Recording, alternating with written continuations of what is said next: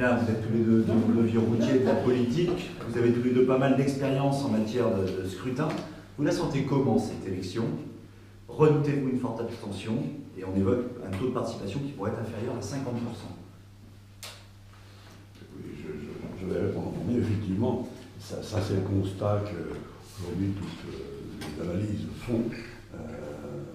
Un désintérêt par rapport à cette échéance qui aura une autre conséquence dont aussi tout le monde se fait l'écho, la montée du Front National.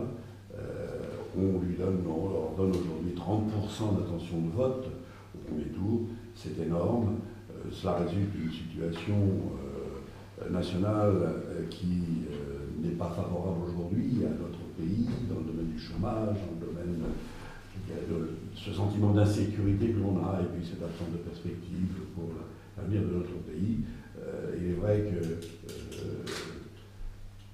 nous, localement, nous ferons tout pour combattre ce parti politique qui doit être absolument combattu, comme je le disais à l'instant. Et je sais que nos positions seront claires.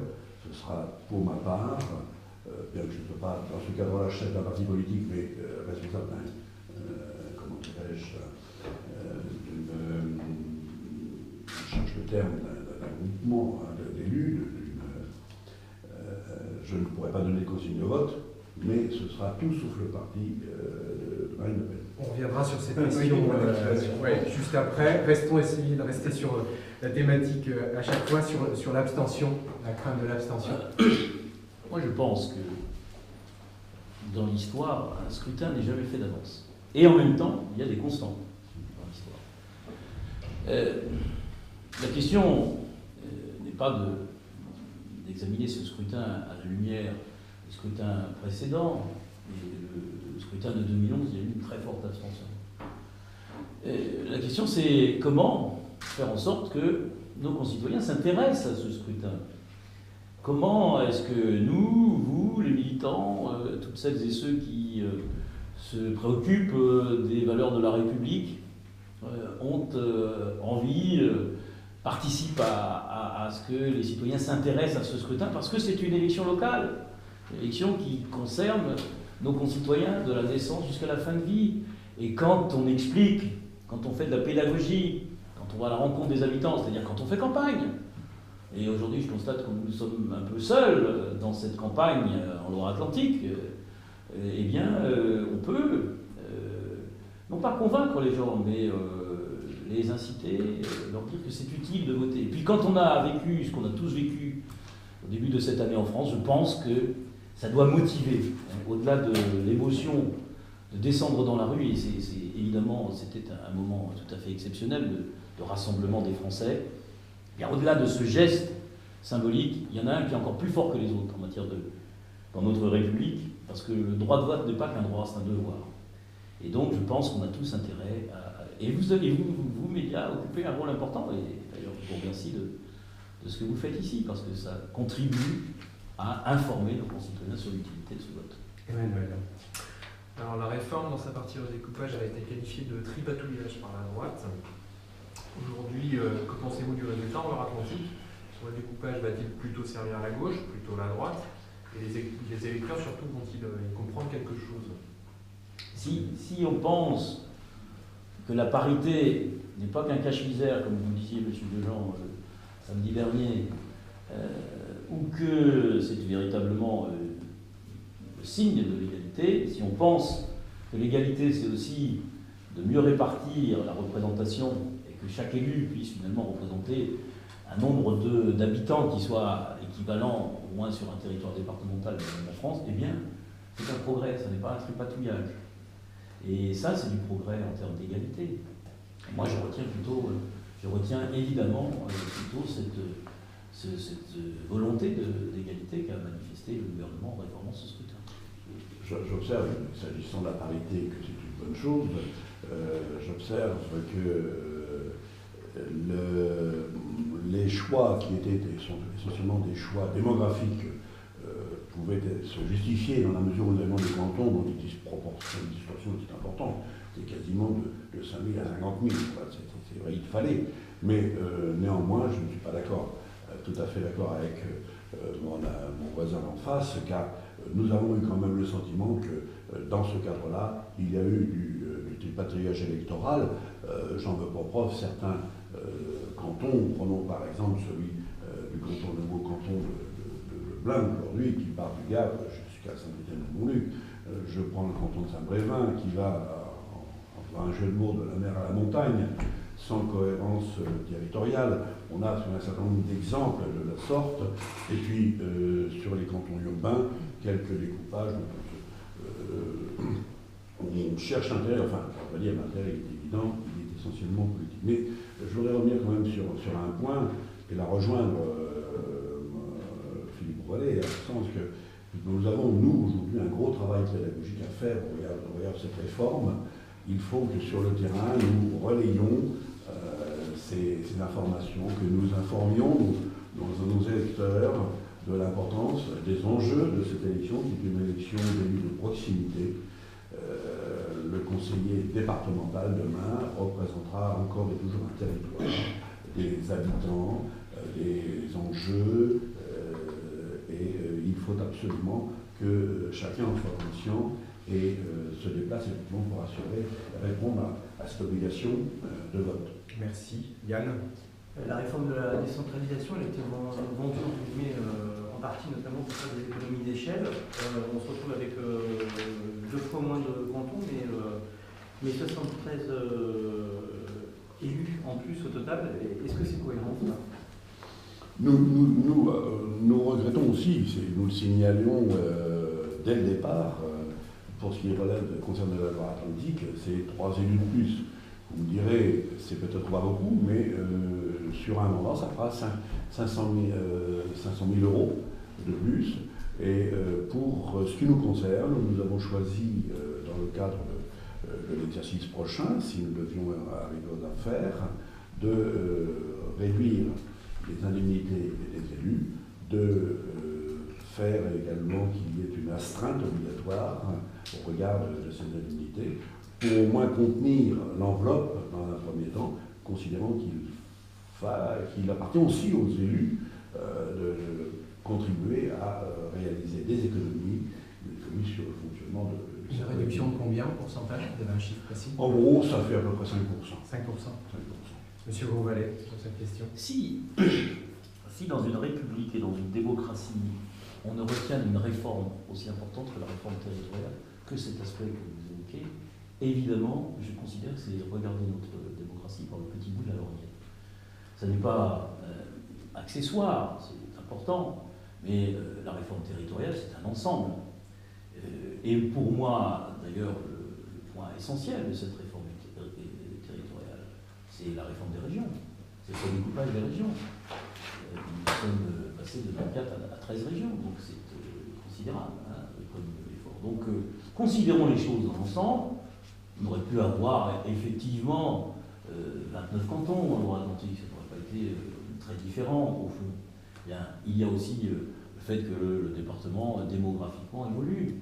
Et donc c'est aussi une anticipation sur les évolutions de ce département qui est 12 500 habitants par an.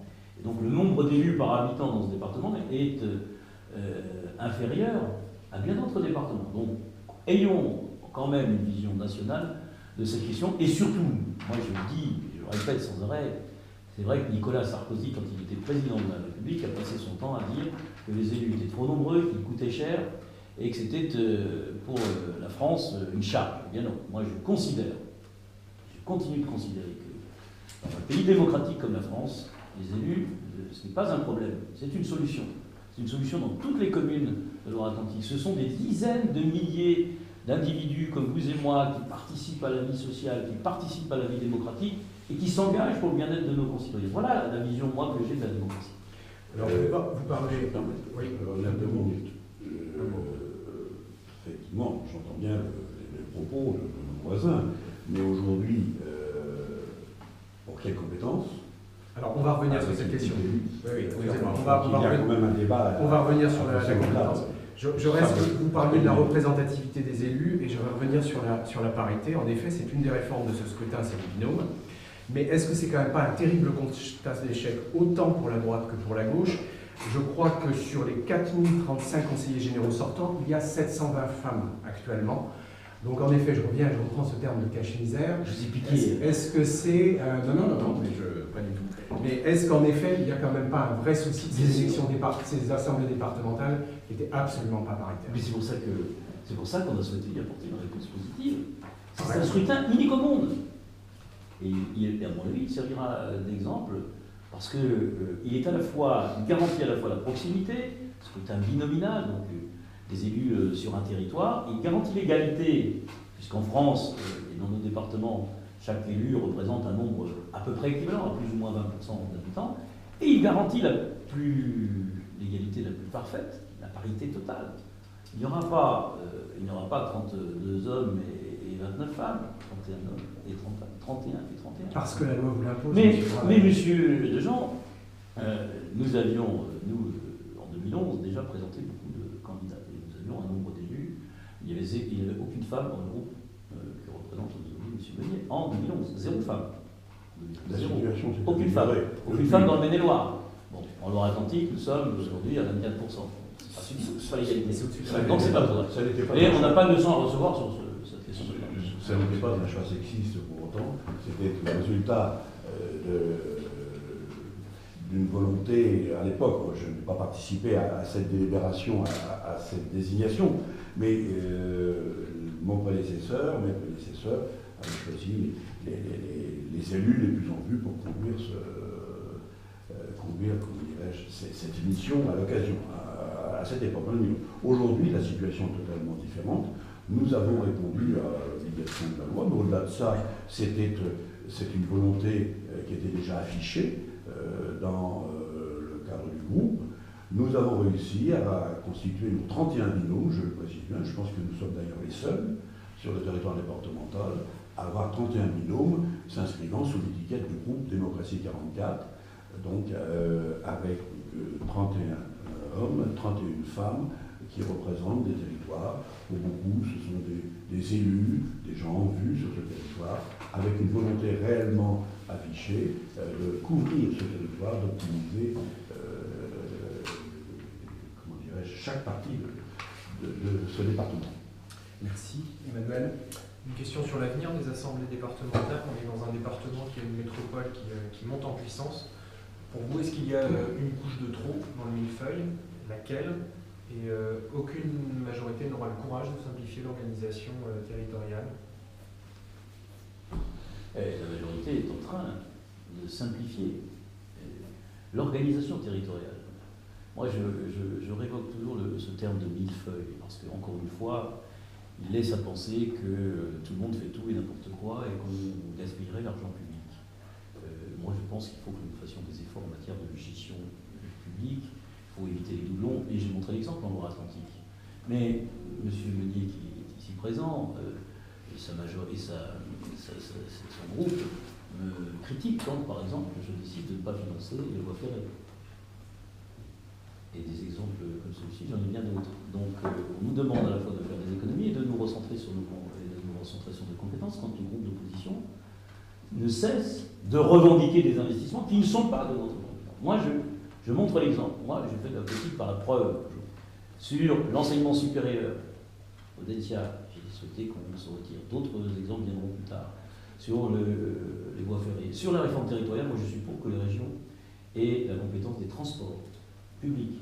Parce que je pense qu'il faut trouver de la cohérence. Mais il y a parfois des fausses bonnes idées. Donc, et puis, il y a une économie dont on parle en ce moment à l'Assemblée nationale, c'est celle de tous ces syndicats. Les syndicats d'eau, les syndicats d'électrification, les syndicats de tous ces machins qui existent en France, tous ces syndicats, ce sont des milliers et des milliers de structures qu'on va simplifier. Voilà. Et les régions, que j'évoquais tout à l'heure, qui ont été revues. La métropole, effectivement, elle n'est pas en train de prendre le champ, elle est déjà très puissante. C'est un atout considérable pour notre territoire. Mais nous, non, la majorité, nous n'opposons pas la métropole au reste des territoires. Nous n'opposons pas la ville et la campagne, le rural et l'urbain. Nous considérons que la Loire-Atlantique, c'est un ensemble cohérent dans lequel nos concitoyens se déplacent pour travailler, pour se soigner, pour se cultiver. Et donc nous favorisons ce vivre ensemble. Et ce vivre ensemble, c'est justement l'équilibre des territoires, c'est de ne pas opposer la métropole au reste du territoire, comme le fait aussi souvent le nombre d'oppositions dans nos débats. Merci. Ça, c'est une interprétation que je conteste. Effectivement, nous sommes sur un territoire où il convient d'assurer des équilibres. La métropole est une réalité aujourd'hui, mais je dirais qu'il quand même, il relève du rôle de l'administrateur d'assurer cet équilibre. Et nous souhaitons que nous puissions reconnaître les enjeux sur le territoire, préserver des centres, des pôles d'attractivité sur le territoire pour pouvoir assurer précisément cet équilibre. Parce que aujourd'hui, le sens donné par la loi, c'est effectivement de renforcer, nous semble-t-il, enfin c'est la lecture que l'on en fait, renforcer les compétences de la métropole et accessoirement de la région. Encore que, s'agissant des compétences, je pense qu'il y a beaucoup à dire, parce que à 4 semaines maintenant des échéances électorales, on ne sait toujours pas comment et pourquoi faire le second élu. On va revenir. Donc, Restez sur les échelons 2 secondes. Est-ce que que vous seriez favorable à la suppression d'un échelon? Monsieur Bourvalet nous a expliqué que non et qu'il n'y avait pas cette vision du millefeuille. Je pense, enfin bon, parlons du millefeuille ou parlons d'autre chose, peu importe, je pense qu'il y a quand même une nécessité à rationaliser les choses. On a aujourd'hui, si vous voulez, un binôme, pour reprendre une expression à la mode aujourd'hui, c'est la commune et l'intercommunalité. Moi, je suis favorable à ce que l'on recentre éventuellement, que l'on reconstitue une autre entité autour du département et de la région. La région étant constituée de 5 départements, on peut imaginer une représentation territoriale. D'ailleurs, c'était le souhait qui avait été, l'idée qui avait été émise avec le conseiller territorial de Nicolas Sarkozy de l'époque.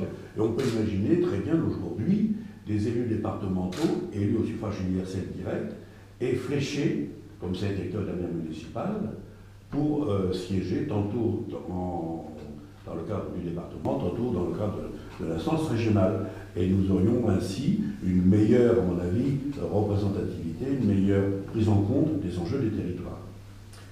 Alors, vous avez abordé très rapidement cette question des compétences. Justement, n'est-il pas difficile de se présenter devant les électeurs, ce sera dans un mois, sans savoir précisément quelles seront les attributions, les compétences de cette nouvelle Assemblée? Moi, je dis qu'aujourd'hui, c'est quand même un schéma scandaleux. Si ça avait été la droite, il y a longtemps que nous aurions été brûlés sur la place de grève. Aujourd'hui, il y a un gouvernement qui, semble-t-il, n'a pas pris en compte tous ces enjeux là aussi, parce que nous attendons de savoir quelles compétences nous aurons. Il y a une navette parlementaire. Je présume que l'Assemblée nationale va se charger de détricoter une bonne partie de ce qu'a proposé aujourd'hui le Sénat. Quoi qu'il en soit, demain, c'est quoi? Ce sont des élus qui vont se présenter avec effectivement quelles compétences, quels moyens, quel budget. Ce sont aussi des agents. Dans quel cadre, dans quelle collectivité, selon quel statut vont-ils travailler? Et puis on a aussi derrière toutes les populations, les bénéficiaires, les populations, les enjeux, les communes, les territoires. Quel sera demain leur interlocuteur aussi? Avec quel budget, pour quelle politique? Et toutes ces questions sont en suspens aujourd'hui. Et on essaie de faire, je dirais, on essaie de tenir un discours malgré tout optimiste, parce que là où je rejoins Philippe Bourvalet, c'est qu'il faut que nos électeurs, nos concitoyens aillent voter, s'inscrivent dans ce processus démocratique majeur qui est une chance pour notre pays, pour notre République, et il faut qu'on y aille, pour qu'on ne laisse pas la place aux extrêmes devant cette situation qui contribue aussi, pour moi, à ce que l'on ait cette désaffection de notre électorat. On n'a pas trop entendu la droite au niveau national parler de schéma scandaleux. Elle était assez absente sur ça et on n'a pas eu l'impression que c'était un débat qui passionnait les élus nationaux. Disons que moi je ne suis pas élu national, je suis un élu de terrain et je ferai avec les moyens, nous ferons avec les moyens, le problème se posera pour tout le monde, quelle que soit la majorité demain, avec les moyens et les compétences dont nous aurons voilà. Monsieur Bourvalet. Alors, on parle d'abord du fond. C'est quand même le fond qui me préoccupe et qui refait un lien avec la question précédente. Aujourd'hui, 85% de la dépense publique communal, enfin local, c'est la dépense communale et intercommunale. C'est le bloc communal et intercommunal. Le président de la Cour des comptes, le premier président de la Cour des comptes est venu à Nantes. Il l'a dit, il redit. C'est là que doit se faire la mutualisation et les plus grandes évolutions de la réforme territoriale doivent se faire au niveau du bloc communal. Et entre ce bloc communal à parfaire et des grandes régions, et vous savez que moi j'ai défendu la fusion entre la Bretagne et les Pays de la Loire, eh bien entre ce bloc communal et intercommunal et ces grandes régions à 6 ou 7 millions d'habitants, le département joue pleinement son rôle de collectivité intermédiaire pour garantir les solidarités humaines et les solidarités sociales qui ne pourront plus l'être au niveau de grandes régions et qui ne peuvent pas l'être simplement au niveau des intercommunalités. En beaucoup d'exemples, personnes âgées, la protection de l'enfance, le revenu, le RSA, sont des politiques qui doivent se conduire à une échelle supérieure à celle de 20 000 habitants, qui est aujourd'hui, par exemple, celle qui est décidée dans la loi. Voilà la vision qui a été formulée par le président de la République et le Premier ministre, notamment, dernièrement. Voilà. Donc il y a eu... Alors, voilà pourquoi le débat sur les compétences, même s'il est encore à l'Assemblée, moi je le regrette. Je regrette le calendrier. Je l'ai dit au Premier ministre, je lui ai dit personnellement que je regrettais ce calendrier et que je ne partageais pas ce calendrier. Donc je suis clair, quand j'ai des choses à dire à mes amis, je le dis. Et je dis qu'est-ce qu'il vous a répondu? Il m'a répondu qu'il était tenu dans un calendrier parlementaire de la réforme et qu'il engageait cette loi et qu'il préférait qu'elle soit débattue avant le scrutin. Bon, moi j'ai dit que je regrettais cette démarche. Mais pour autant, qu'est-ce qui a été rappelé, au-delà du fait que le département avait de l'avenir et qu'il était utile entre ces grandes régions et ces intercommunalités? Il a donné deux fonctions essentielles au département. La fonction de solidarité humaine, en confortant l'ensemble du volet d'action sociale du département, dont je rappelle que c'est les 60% de l'action du département. Et en confortant aussi son rôle en matière de solidarité territoriale, au travers notamment d'une nouvelle ingénierie territoriale au service des intercommunalités et des communes. Ça, c'est important. Vous ne le relevez pas souvent. Alors ensuite, de quoi parle-t-on aujourd'hui? De quoi parle-t-on en termes de compétences? Si vous posez la question. Les collèges, c'est une fausse bonne idée de les transférer aux régions. On a fait la démonstration, y compris financièrement. Ce n'est pas une économie, c'est un coût supplémentaire. C'est une fausse bonne idée. Pourquoi? Parce qu'en France, je ne sais pas pourquoi, contrairement aux anglo-saxons, nous ne reconnaissons pas le principe de subsidiarité. Partout ailleurs en Europe, on reconnaît le principe de subsidiarité, c'est-à-dire qu'on gère au plus près ce qui relève de l'intérêt des citoyens et de la collectivité locale. Là, les collèges, c'est un bon exemple. L'enseignement primaire aux communes, les collèges au département, les lycées aux régions. Donc cette question semble être tranchée, même si elle n'est pas votée. Qu'est-ce qui reste? Les transports, j'ai dit ce que j'en pensais, et je pense qu'on ira vers... Il reste les routes. Bon, parce que c'est ça l'enjeu des élections. Franchement, donc soit on continue de dire que les choses ne sont pas réglées, bien sûr l'opposition, mais même les médias, soit on dit, voilà, au fond, quel est l'enjeu? On vient sur une question qui concerne les citoyens aussi directement. On parlait des compétences, il faut parler d'argent. Vous parliez des dépenses, la plupart étant sur le bloc communal. Les citoyens aujourd'hui estiment que les impôts, le seuil est devenu insupportable. Les dotations de l'État diminuent partout. Donc ça veut dire que vous êtes pris dans un effet ciseau. Quel engagement vous prenez l'un et l'autre demain sur cette question des impôts et des prélèvements sur vos concitoyens? Monsieur Meunier. Écoutez, j'ai évoqué demain, j'ai évoqué tout à l'heure la participation des élus à l'effort des économies. Demain, nous aujourd'hui, il est clair que, vous le disiez, nous avons un seuil trop élevé, insupportable pour ne pas dire, en termes d'efficacité pour vos citoyens, mais également des entreprises et de toute la sphère privée, je dirais. Nous prenons l'engagement de contenir la fiscalité pendant le mandat. Mais pour cela, il ne suffit pas de prendre le claironner cette affirmation, il faut se dire comment. Les mesures que nous prendrons sont simples.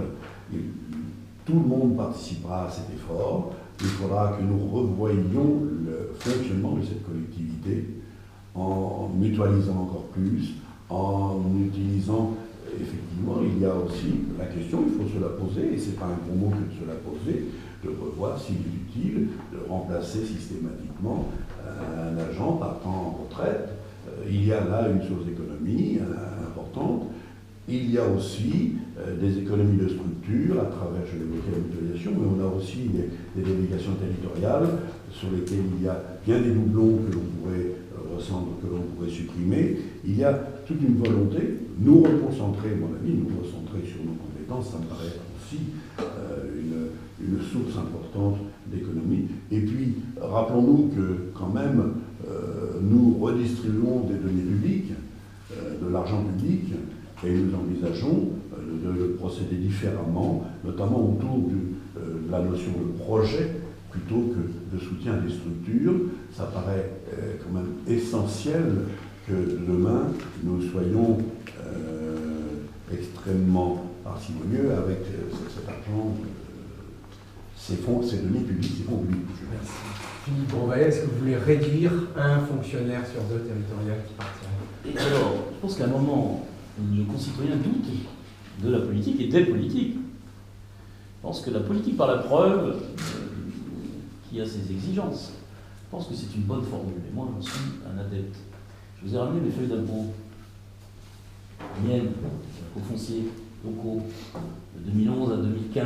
Quand en 2011, j'ai dit que je n'augmentais pas le taux de taxe sur le foncier bâti, qui est le seul impôt que nous prélevons réellement direct, et qui touche environ, qui touche les propriétaires de ce département, environ 66 000 foyers. Voilà. Bon, 226 000, pardon. Qu'est-ce qu'on dit quand on maintient le taux à 15%? C'est la réalité, pas contestable. Écrit sur les feuilles d'impôt de tous ceux qui contribuent à l'impôt.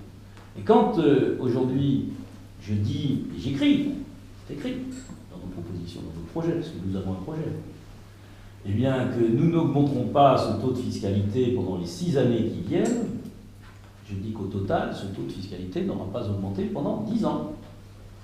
Tout en garantissant un niveau d'investissement élevé, nous sommes largement au-delà même de la moyenne nationale, et en préservant les capacités du département. Parce que M. Meunier, il faut qu'il parle plus franchement, lui, je comprends par exemple qu'à la Baule, les impôts locaux allaient augmenter. Alors qui croire aujourd'hui? C'est un élu de la Baule, vous êtes un élu de la Baule, M. Meunier. Vous avez quand même une influence sur ce territoire. Qui croire le président du Maine-et-Loire, de la Mayenne, où les taux sur le foncier bâti sont de plus de 18 ou 19%, ou bien le président du Conseil général de Loire-Atlantique qui en a fait la démonstration. Qui croire quand M. Meunier parle des effectifs et du remplacement, puisque c'est votre question? Quand je lis dans le programme, parce qu'il y a un programme national de l'UMP, au Conseil national de l'UMP, il y a eu 5 propositions de fait. Parmi ces 5 propositions, il y en a une qui vient en tête sur les économies dont parle M. Meunier. C'est de supprimer un départ à la retraite sur 2. Qu'est-ce que ça fait en Loire-Atlantique? Un départ à la retraite sur 2. Il y a 140, en moyenne, 140 départs à la retraite par an au département. Ça fait 70 suppressions de postes par an. 70 par 6. 420 postes sur une mandature. Soit 10% de l'effectif du département. Quand ce département gagne 12 500 habitants supplémentaires et que l'essentiel de la fonction de nos fonctionnaires, c'est de se préoccuper des populations, personnes âgées, personnes handicapées, dans les restaurants scolaires. Et on voudrait réduire le service public de 10% dans un département qui gagne 12 500 habitants par an. Voilà la proposition que M. Meunier sans le dire. Oui, ça ne se résume pas alors, à un aspect purement quantitatif. Nous sommes conscients, je dirais, des enjeux là aussi, de la qualité du travail accompli par les agents, par les cadres, par les services. Mais soyons objectifs. Là, on vient de citer 70, la moitié faisant 70, ça représente quand même plusieurs millions d'euros d'économies qui pourront être réalisées à cette occasion. Et puis, je rappelle quand même qu'on est le 85e département en France sur les dépenses de personnel par habitant. Non mais non, je le dis. Chacun 87e sur 100. Chacun va y aller de son. Non, ça c'est écrit dans tous les bilans. J'entends bien au regard de vos feuilles d'impôt, mais enfin, il faut quand même rappeler qu'il y a eu 45% d'augmentation. Vous avez les mêmes, je n'ai pas porté les miennes, mais il y a eu 45% d'augmentation de la taxe foncière entre 2009 et 2011, et puis là, on a quand même aussi augmenté de 20% les droits de mutation pour récupérer là aussi.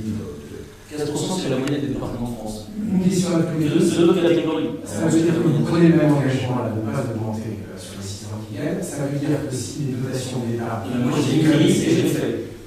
Ça veut dire que si les dotations d'État continuent à baisser, vous allez bien vous retrouver face à des vraies difficultés. Il va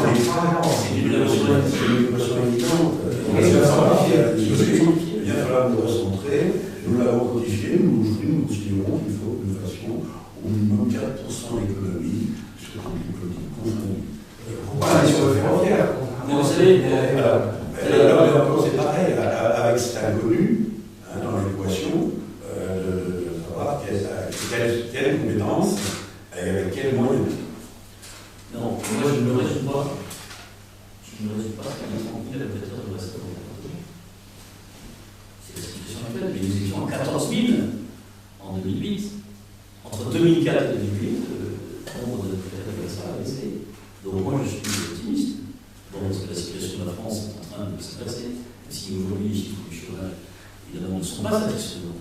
Mais les perspectives des années futures nous montrent à l'évidence que si le chômage reste, il doit baisser, parce que c'est la seule cause employée au plan national, les chiffres du RSA baisseront à France. Et donc nous retrouverons des capacités. Moi je ne me résume pas à 30 000 personnes ici vivent avec 513 euros par mois. C'est un chiffre de contestation parce qu'effectivement, c'est une vision optimiste, idéaliste de l'avenir.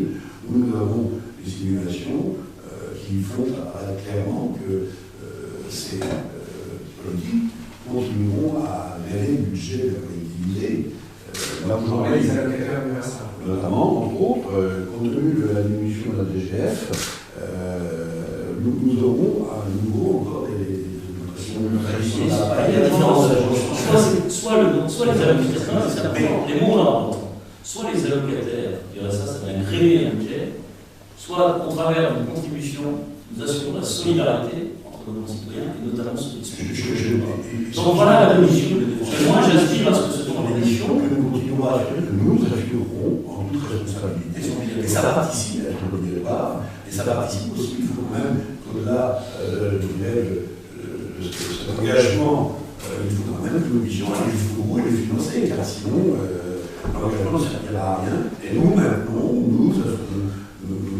qu'il faudra que nous fassions des économies par ailleurs pour pouvoir continuer à assurer ces politiques. Merci sur cet aspect. On revient sur un dossier extrêmement concret. Vous indiquez le contenu de la présidence, M. Dobré.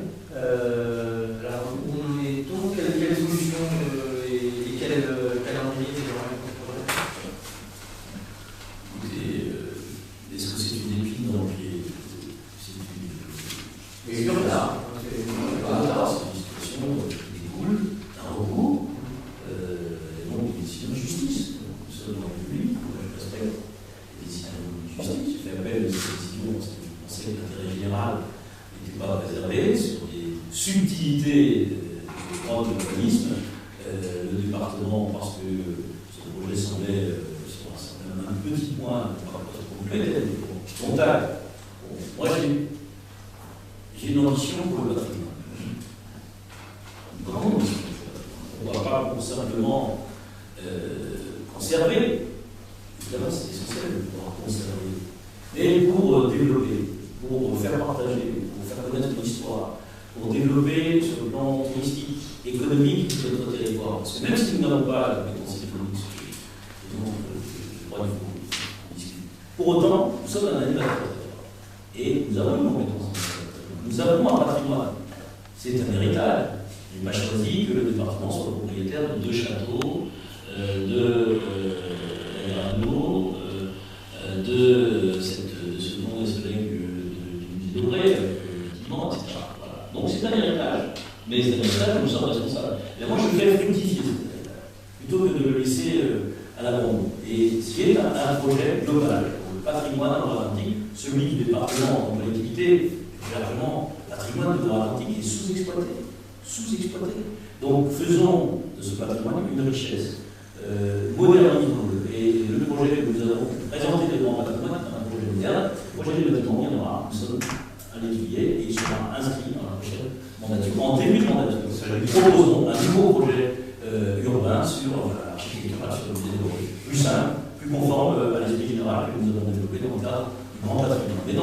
pas simplement Ce que qu'il j'observe, reste un instant.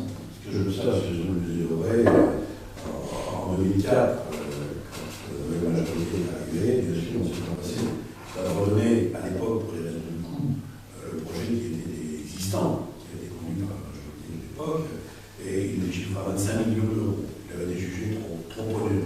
J'observe qu'en 2010, la majorité de Bush a relevé ce dossier, on était déjà à 35 millions, et puis au final, 2 ans après, le projet s'est révélé à 47 millions. Donc chercher l'économie, hein, mais évidemment, je considère que, vous avez parlé des lignes dans le pied, je considère que c'est quand même un fiasco en termes de gestion du dossier. C'est ce genre de situation que nous dénonçons, que l'on a dénoncé tout au long de la mandature, et vous m'avez l'occasion de revenir sur ce volet-là. Au-delà de ça, il y a évidemment tout un aspect patrimonial que l'on va continuer à préserver. Est-ce que la gauche est plus patrimoniale que la droite? Ça, je vous laisse. Je vous ai dit mon propos, je ne le considère pas, mais au contraire, nous aurons aussi un souci. Il faut que nous assurions, mais ça participe aussi de l'attractivité du territoire, de ce département qui enregistre, ça a été dit, aujourd'hui, le nouveau arrivant, résident tous les ans, c'est important. Et il faut que nous puissions conserver ce patrimoine architectural, ce patrimoine naturel. Qui a été laissé à la longtemps. C'est une autre affaire. Aujourd'hui, il y a une autre époque dans laquelle on ne peut pas non plus. Oui. Vous ne contestez pas trop cet abandon? Non, je ne conteste pas cet abandon. C'était une autre époque. On n'avait pas forcément non plus cette approche. Vous préférez bétonner les autres? Pas du tout. Ça aussi. Alors là, vous voyez, je m'inscris en fond pour ce discours-là. Parce que c'était une autre époque. C'était l'époque des 70, les Berlintages, les époques Grimaud, c'était les pieds dans l'eau. Je considère qu'à l'époque, la municipalité de Berlin, bien au contraire, avec les moyens qu'elle avait, ça n'était qu'une petite ville de 10 000 habitants à l'époque, a su préserver l'essentiel. On avait quelques verrues, la Tour Carval, la Tour Saint-Clair, qui sont passées au-delà des normes, mais je dirais que et c'est pas mon voisin, c'est mon voisin qui m'a bien le contraire, puisqu'il navigue au large, quand on est au large, dans le fait de la Baule, la perspective est très belle. Très bien.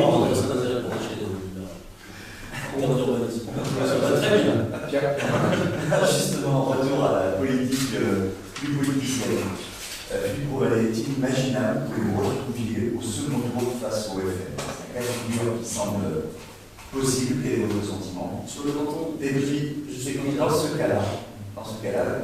Pignet, quelle sera votre position, quelle sera la position de votre démocratie sur le NII ou le Fonds républicain? Vous avez tout à l'heure esquissé un début de réponse, je pense, mais bon, Philippe Grosvalet. d'abord, sur les électeurs ici, il y a donc un scrutin que je disais tout à l'heure, je me fais l'avance sur mon territoire. Il y a des données objectives aujourd'hui qui, effectivement, s'y confirment une forte abstention et s'y confirment le niveau à la fois du Front National, mais aussi le niveau de faiblesse des candidats, notamment M. Millier. Il y a un risque, effectivement, sur ce canton et sur d'autres. Sur quelques cantons, que nous puissions nous retrouver dans des duels entre les candidats de la majorité et les candidats du Front National. Voilà. Moi, je ne le souhaite pas, mais ça peut arriver. En tout cas, si, et je ne suis pas sûr que la figure en reste puisse arriver, mais si ça arrive, je vais répondre. Moi, pour ce qui me concerne, et surtout pour ce qui concerne tous les candidats que je représente, titulaires et suppléants, tous clairs sur cette question.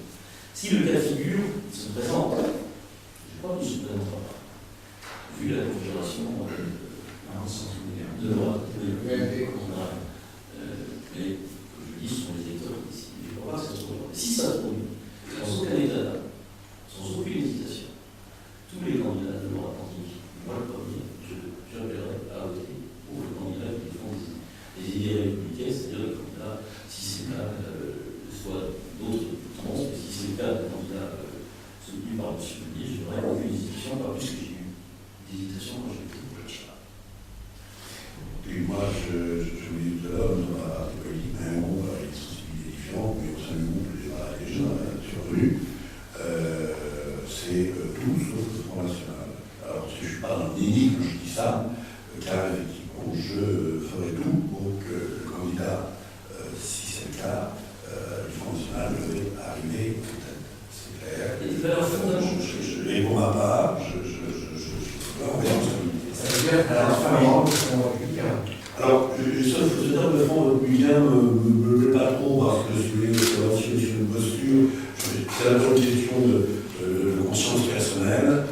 On ne peut pas. Demain, les électeurs sont tous des gens qui individuellement se représentent. Monsieur Amélie a voté pour. Oui.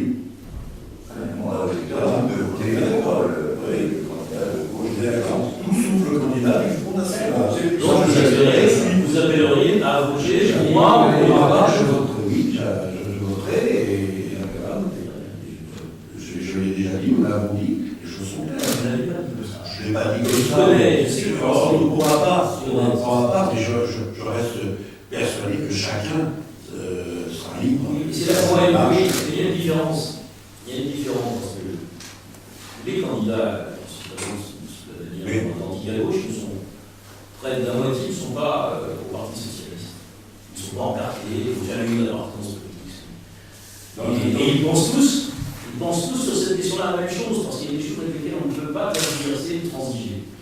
Et on le voit, on l'a vu dans l'élection partielle du Loup, les différences d'approche au sein de l'UMP et entre l'UMP et l'UDI, l'UDI en est très clair. Or, vos tickets sont représentatifs aussi de ces deux formations politiques.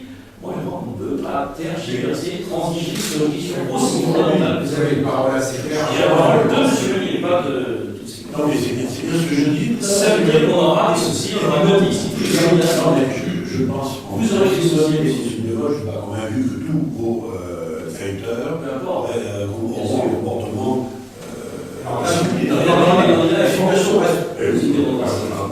Donc la position du candidat dans une démocratie est importante. Elle a changé depuis le début par rapport à cette situation. Donc aussi, porter un jugement sur pourquoi et comment on est arrivé là aujourd'hui. Vous parliez des divisions à droite. On pourrait poser la question également sur la division à gauche. On s'est posé la question de savoir si vous vouliez vous retrouver face à un candidat national. Est-ce que vous imaginez une seconde que l'émiettement des voix à gauche pourrait vous mettre en difficulté dès le premier tour? Écoutez, je lis la presse, je vois toutes ces analyses. Est-ce que c'est nouveau? Quand on me demande, il y a 7 candidatures. Il y en avait 9 ou 10 à la dernière fois. Et à chaque fois que je me suis présenté, il y en avait 8, 9 ou 10. Et en général, 7 ou 8 de gauche. Bon, parce que ça m'a empêché d'être élu à 100% la première fois et à 76% la deuxième fois. Bon. L'émiettement de la gauche, il y a toujours eu des candidats du Parti communiste partout, sur tous les cantons dans la France. Il y a eu des candidats verts sur tous les cantons, sauf sur une fois, c'était le canton ouest de Saint-Nazaire, c'est ce fois d'ailleurs où il y a eu la tenue européenne de JR pour conseiller général. Donc ça n'est pas une nouveauté. Vous semblez découvrir, les médias tous confondus, cet élément-là. Et aujourd'hui, c'est quoi le rassemblement? Est-ce que c'est l'équipe, celle que je représente, de personnalités, encartées ou non encartées, représentatives des territoires, représentatives des générations, représentatifs des catégories socio-professionnelles qui partagent les mêmes valeurs, n'ont pas de doute, eux, sur ce qu'ils devraient faire dans le cadre du Front National. Aucun. Ça, c'est le rassemblement. Non, mais c'est ça le rassemblement. Et aujourd'hui, finalement, je dis que le fait que les Verts n'aient pas souhaité, n'aient pas voté pour un accord, eh bien, finalement, c'est un mal pour un bien, comme disait Madame. Et parce que j'ai organisé un rassemblement qui dépasse les partis, qui dépasse les organisations politiques et qui ne s'apparente pas à des tractations entre organisations. Parce que qu'est-ce qu'on fait? D'abord, quel est le rassemblement? Monsieur, on va présenter, monsieur, on va préciser un peu. Regardez ce qui va se passer. Il y a quand même eu la recherche d'un accord avec. Bien sûr. Parce que moi, je suis responsable chez les Verts, qui a échoué, de fait, notamment un peu de l'aéroport. Non, pas c'est de l'aéroport. Bon, notamment, c'est un prétexte. Regardez ce que dit Mme Bonnet au candidat. Le prétexte, c'est quand même un conflit ouvert. C'est le dossier pour vous. Vous allez apporter un regard sur les. Allez, on pose une question. Sur le jeune accord. D'abord, moi, je suis un rassemblement parce que moi, je suis toujours pour rassembler. Parce que je sais, c'est rassemblant. On arrive à construire des politiques. Et d'ailleurs, les Français attendent ce rassemblement. Donc, j'ai proposé ce rassemblement. Nous allons proposer ce rassemblement. Les Verts l'ont refusé pour peut-être l'aéroport.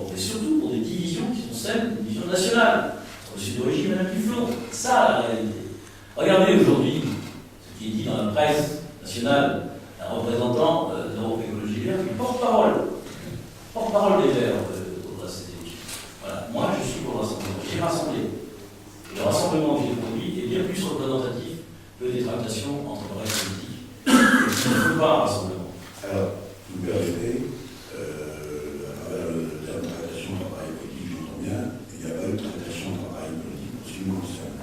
J'ai été président de l'Université 44 et ça a été le choix unanime de tous mes collègues sortants. Ça a été de nous inscrire sous cette bannière. Une bannière qui, aujourd'hui, non sans existence, qui a conduit toute une opposition pendant le précédent mandat, les précédents mandats, et donc nous savons nous respecter, nous savons nous donner nos différences, et ce chemin-là a été reproduit. Il s'avère qu'il y a à l'intérieur de ce groupe des gens encartés, le PLP, des gens non encartés, des divers droits, mais c'est une union que nous avons faite, et qu'aujourd'hui, nos électeurs soulignent, saluent, retiennent, car nous avons malheureusement, dans d'autres circonstances, pas forcément toujours donné le bon exemple, et pour une fois, les gens avec qui j'observe, c'est mal d'être le cas en face, alors j'en C'est mal d'être le cas oui, on est ouvert particulier parce que nous sommes sur des initiatives personnelles condamnées et condamnables et condamnées. Sauf les accidents qui ne sont pas en effet uniques, ça veut dire que la Loire-Atlantique est plus exemplaire que le plan de national, sur la sensation aujourd'hui, que la droite présente un front uni et que ne serait-ce qu'au sein de notre propre famille, l'UMP, il y ait une sorte d'unicité. Cette situation a été notée par les états-majors politiques parisiens et soulignée, et j'en suis pas peu fier, effectivement, nous avons réussi là où d'autres ne sont pas parvenus.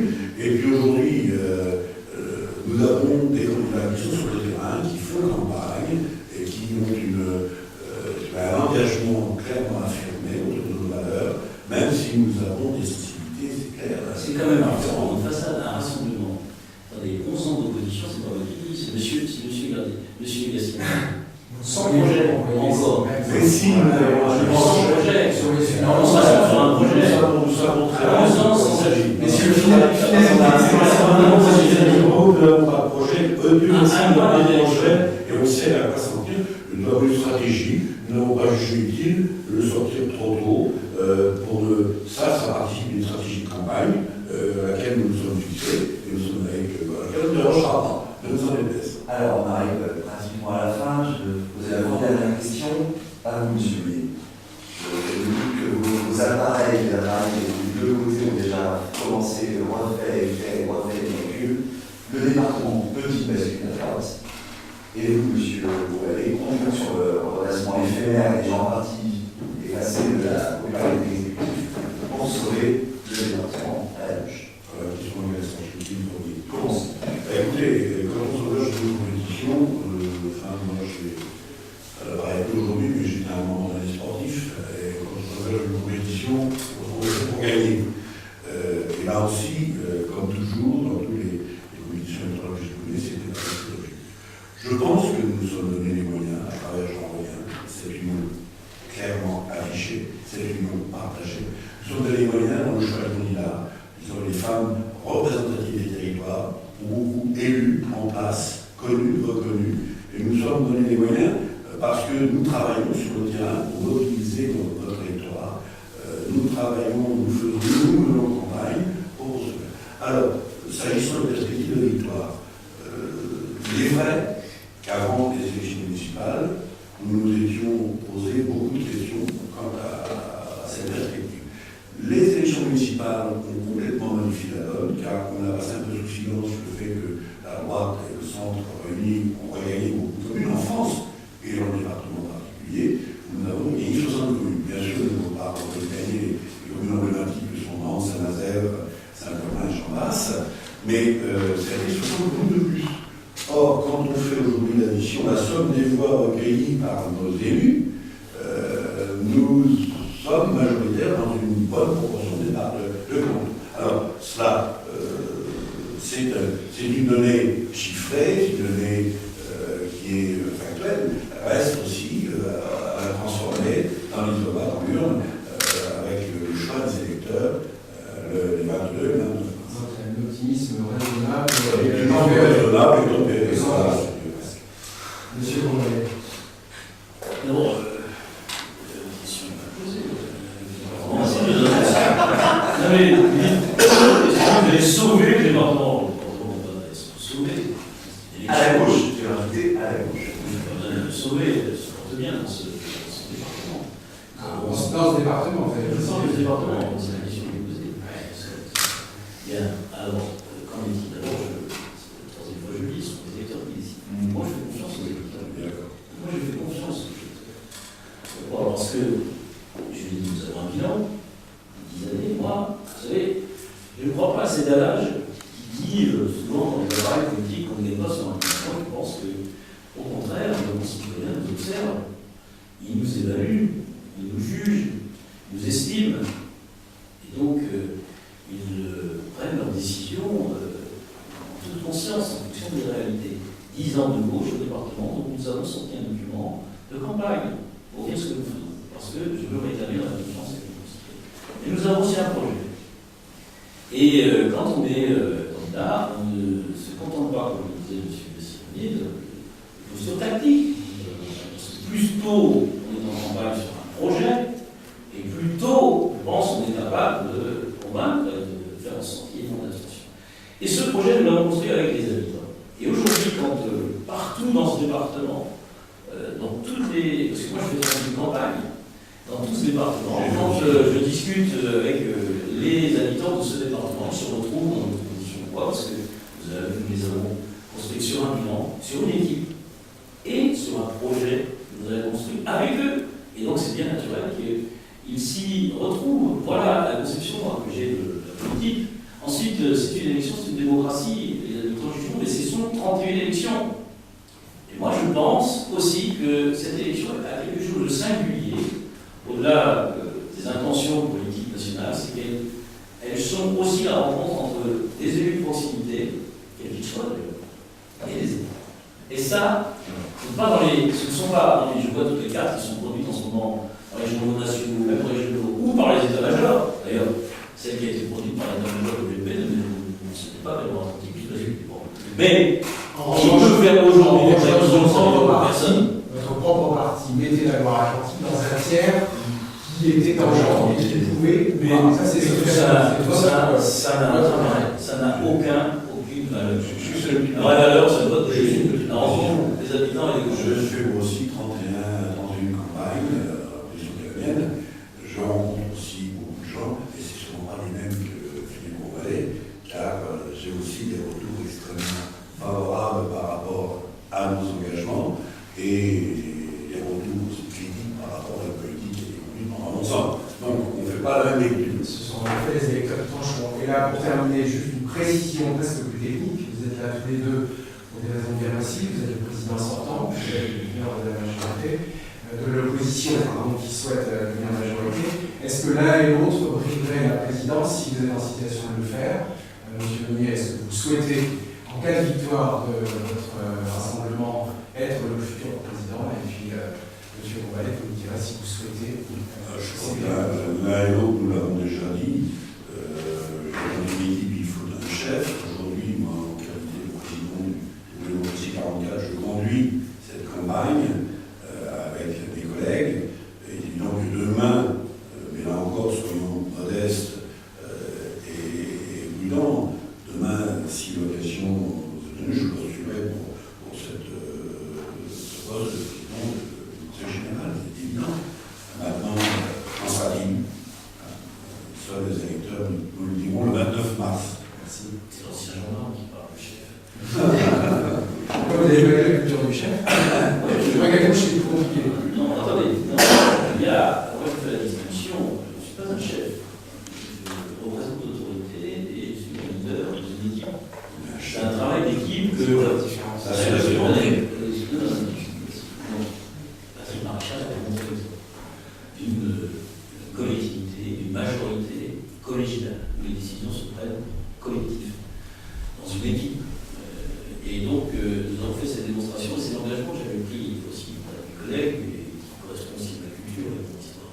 Donc, oui, pour répondre à votre question, je serai candidat avec l'assentiment de l'ensemble des candidats. candidat de l'équipe que je représente. Et comme d'ailleurs je été désigné, alors c'est vrai que le leadership c'est quelque chose qui ne s'improvise pas. On ne s'improvise pas président d'un département. Et moi-même, lorsque j'étais vice-président de Patrick Maréchal, je m'étais préparé et mes collègues m'avaient soutenu dans cette démarche, pas une démarche individuelle. Et ça ne s'improvise pas de diriger une collectivité qui gère un budget d'1,4 milliard, qui a 4500 agents et qui se préoccupe de 1,3 million habitants. Voilà, donc j'ai cette expérience